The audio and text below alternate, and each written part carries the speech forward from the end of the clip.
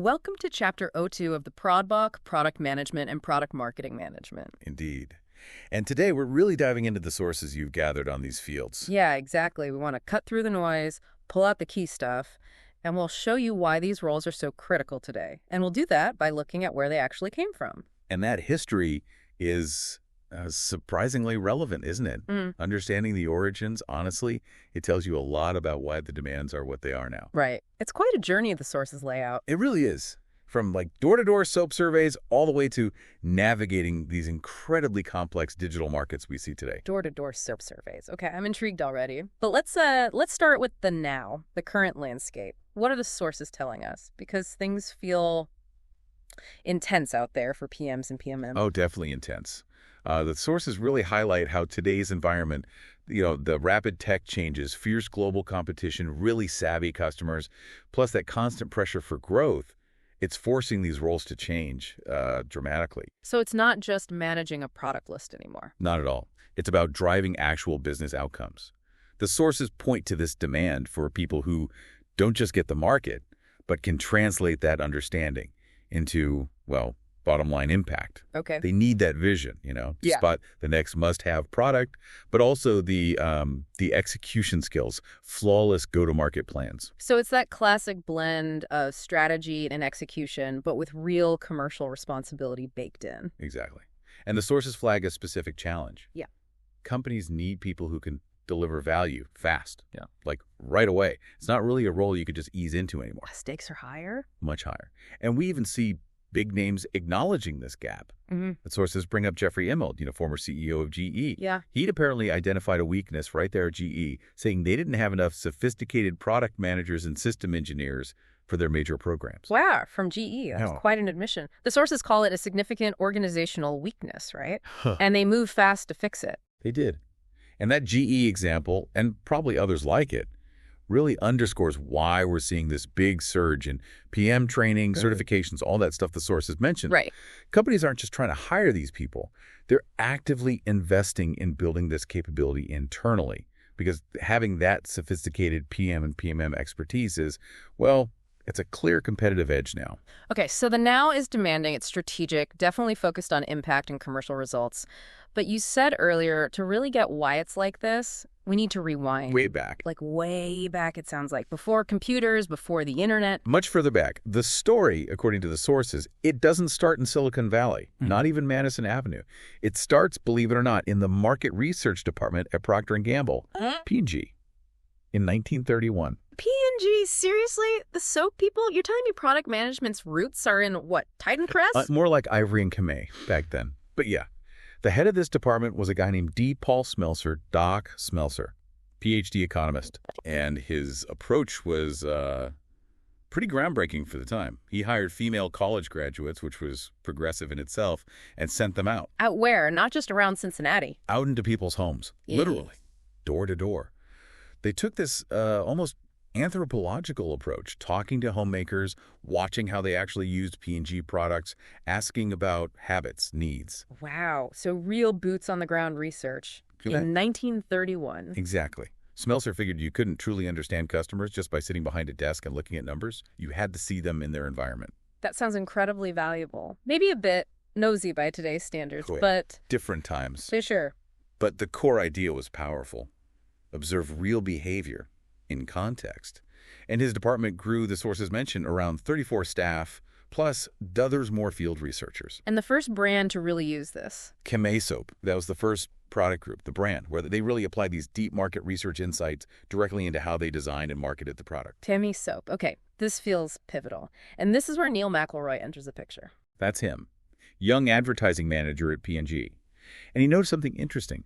Camay, which was positioned as this perfumed beauty soap, was starting to compete internally with Ivory. P&G's flagship, the pure, mild one. Right. They were technically for different markets, but they ended up fighting for the same internal resources, same sales team focus. Ah, the classic internal competition. Happens everywhere. It does. And seeing that struggle made McElroy realize something. He saw that a single sales force organized geographically, just couldn't effectively push distinct brands with different stories and targets. So he needed dedicated focus. Exactly. He became convinced they needed teams focused specifically on a single brand, teams with the power, the autonomy to run their own marketing campaigns tailored to that brand. And this leads to that famous memo the sources talk about, May 13th, 1931. That's the one. Foundational stuff. In it, McElroy laid out the duties for these new brand men. Yeah, they were men back then. Times have changed. Somewhat. Somewhat. But their responsibilities were huge for that era. Analyzing sales history, tracking ad spend, figuring out what worked. And crucially, the memo told them to study the territory personally. Meaning Get out there, talk to dealers, talk to actual customers, face to face. So Smelser with his researchers, McElroy with his brand men, they both believed in field work, getting out of the building. Absolutely. It was a shared core belief. Almost like anthropologists, as you said. They understood that surveys, maybe even early focus groups, they only give you part of the picture. A partial picture, the sources called it. Right. Observing people in their own environment, seeing what they do, not just what they say, that gives you much richer insight, deeper understanding. And McElroy's memo, its impact on P&G, was it big? Transformative. It basically flipped P&G's whole structure. Yeah. They went from being organized around geographic sales regions to being organized around brands. It was fundamental. Yeah, the sources quote John Pepper, a later P&G chair, saying McElroy essentially created the system of assigning responsibility and accountability for discrete business units. Ownership at the brand level. Exactly. He assigned that ownership. And these early brand managers, their job description sounds pretty wide-ranging. Oh, it was much broader than just ads. They had to coordinate everything for their brand. Marketing, advertising, yes, but also influencing product development, telling the sales force how to sell this specific brand effectively. They are like mini general managers for their brand. Which explains why, as the sources note, moving up from assistant brand manager to brand manager became the key career path. The path to CEO at P&G even. Absolutely. It was the proving ground for P&G leadership for decades. It taught that end-to-end ownership mindset. Okay, this is fascinating. We've got brand management born at P&G for market research needs and internal product clashes. But how does managing soap brands turn into product management and product marketing management for, say, software or finance or medical devices? Right, that's the next big leap. And there's this quote, it's maybe a bit simplistic but useful. A product is made in the factory. A brand is made in the mind. A brand is made in the mind. How does that help bridge the gap? Well, it draws a distinction, right? The product is the tangible thing, the soap bar, the app, the financial service. It's what the factory or the engineers build. Got it. The brand, that's more intangible. It's the name, the logo, the design, sure, but it's really the sum total of all the perceptions, the feelings, the psychological, emotional stuff customers associate with it. So it's the reputation, the promise, the connection. Exactly. Brands build meaning. They create that connection, often before someone even buys or uses the product. The brand adds layers of value, quality perception, price signaling, image, trust that go beyond the physical product. And the product's job is then to deliver on that brand promise. Precisely. The product is the delivery mechanism. Think about, say, Disney. The brand promise is about magic, family, fantasy. The movies, the parks, the toys. Yeah. Those are the products designed to deliver that brand experience. Okay, that makes sense. And organizationally, the sources say companies often structure themselves around this. Single brand companies might focus on product lines, but multi-brand giants like P&G put the brand front and center. Right. In a multi-brand company, the brand becomes the core strategic unit. That's where the accountability lies. And P&G just got so incredibly good at this model. Their success was obvious. And their alumni started spreading the gospel, so to speak. You say that. The sources names P&G brand managers becoming CEOs elsewhere.